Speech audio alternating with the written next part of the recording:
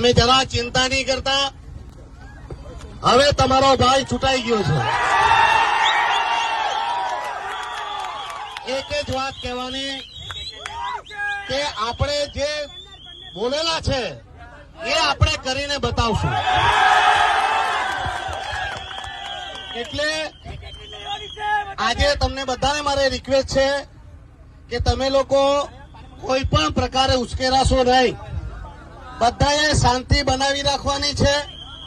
હજુ મોટી લડાઈ લડવાની છે. આપણે બધાએ સાથે મળીને કામ કરવાનું છે.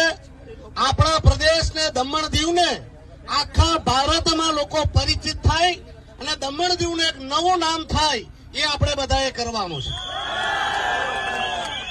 આપણા દમણ દીવમાં ઘણી બધી મુસીબતો છે, સમસ્યાઓ છે અને રોજની એક સમસ્યાનું સમાધાન ન થાય તો આપણા દમણ દીવની સમસ્યાનું પૂર્ણ કોઈ પણ કાળે સમાધાન નહીં થાય.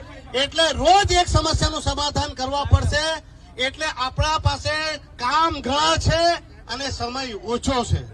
એટલે સમય વેડફવાનો નહીં. તમને ફરી રિક્વેસ્ટ કરું છું કે હું તમારા ઘરે ઘરે આવવાનો જ છું. જેમ હું તમારા ઘરે આવીને વોટ માંગ્યા હતા તેવી જ રીતે હું તમારો આભાર માનવા માટે હું તમારે ઘરે ઘરે આવી રહ્યો છું.